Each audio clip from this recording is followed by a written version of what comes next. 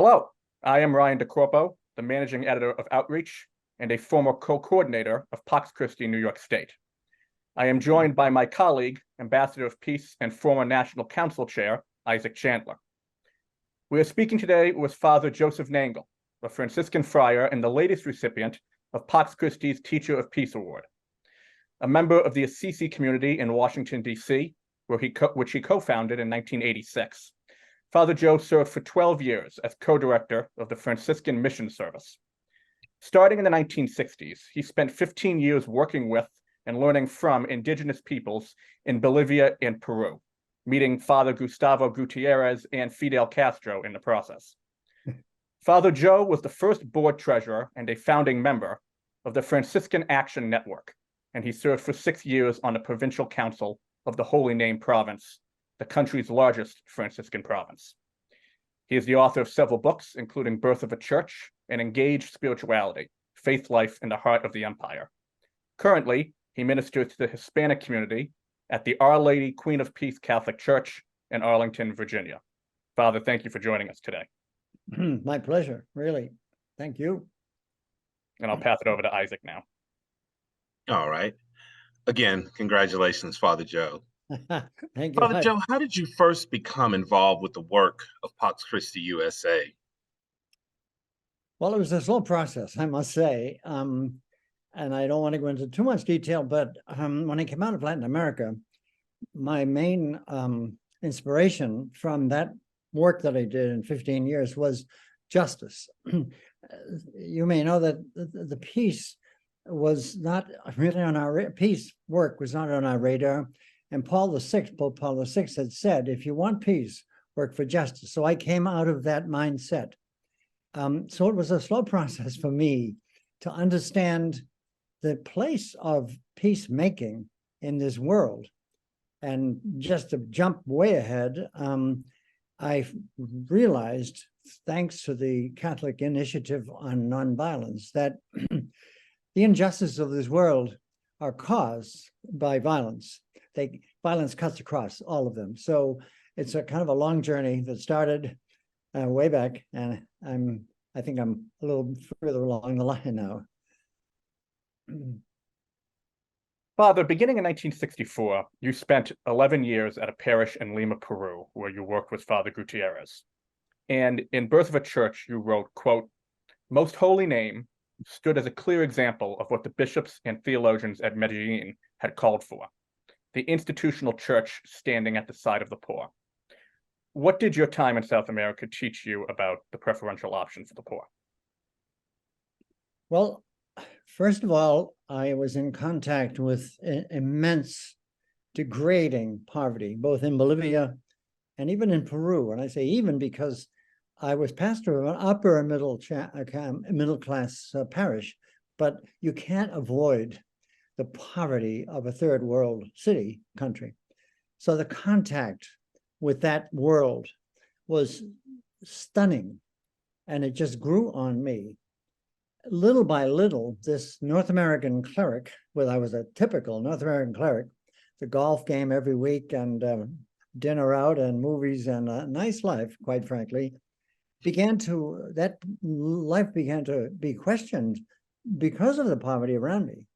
So, and then of course, Medellin was kind of the culminating moment for all of us when the whole institutional church said, we need to take a preferential option for the poor. Made all kind of sense because of my own experience of immense, terrible poverty around us.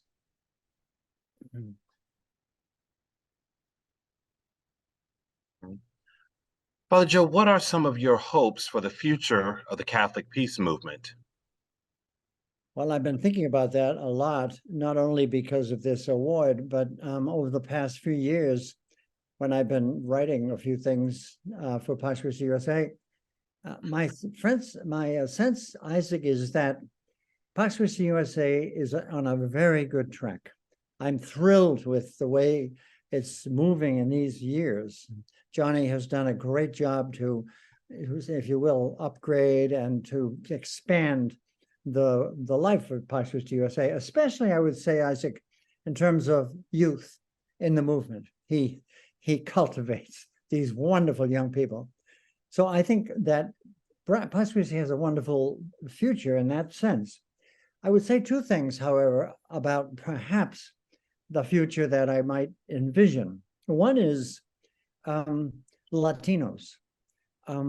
We have in our church in the United States, as you know, a growing number, thousands of Latinos who are at least culturally Catholics, and have a wonderful religiosity. It's their own, it's different. I think that Pax Christi would do well in reaching out to the Latino community in this country. What would mean publishing our writings in Spanish and looking for the leaders of those communities. The other one, Isaac, is something that's even more of a reach, I think. I was reading about a meeting that took place in England. It was a synodal meeting of a local diocese in a place called Durban. And the church came about taking much interest and time to look at the ecumenical situation of the Catholic Church. They had at that meeting representatives of just about every Protestant denomination. And it was a meeting of equals. The results were amazing. And it seems to me that that could be kind of a metaphor for the future of Pax Christi. Not that we would lose what is extremely important, our Catholic identity, because that's what motivates us, obviously. And we have a great tradition, of course, with Catholic social teaching. But to include the other communities of Christianity, and as John Paul, the Pope, said, we have a lot to learn from our non-Catholic sisters and brothers, and they have a lot to learn from us. So that would be a kind of a hope going down the road. Father, in a 2018 blog post for the Franciscan Action Network, you called for a church-wide ecumenical council in the spirit of Vatican II. In your view, what are the most pressing societal issues that the modern church would need to address at such a council? Oh man, yeah, that's vast. I had that sort of dream because of the Colucci scandal, quite frankly. I thought that, and I still think it has, it comes to the level of, an enormous and ongoing, unending, really stained cancer in the Catholic world. I'm so embarrassed about it. I must say that every time I celebrate Mass, I ask pardon for my brother priests and bishops. It's just a dreadful situation. And it seemed to me it rose to the level of a need for a Vatican II to take on this clerical culture that we have in the Catholic world and to look at it very, very seriously. Now I feel like Pope Francis, God love him, is doing that in a sense.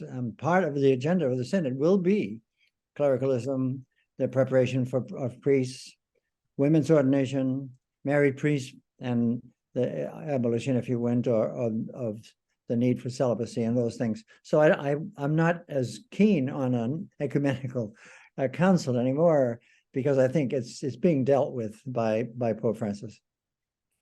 But there were, of course, there's so many other issues. But that was the main one that really it stunned me. I couldn't believe what I was reading and hearing. So that's when I just said this goes to the level of Vatican II. Father Nangle, if I might ask a question that's slightly off from sort of where we've gone. Considering the work that you've done with indigenous communities, especially in the tropical South, if you will, do you have any musings or perspectives on the plight of a number of those folks with what's going on as far as things like climate change, especially with what's going on in the rainforest and so forth, about the plight of a number of those indigenous communities and whether or not those indigenous communities will even exist as they are culturally and so forth. Do you think they'll last in another 50 years or so? Amazing, that kind of a far-reaching question. I did have much connection with the indigenous people, particularly in Bolivia, but also in Peru.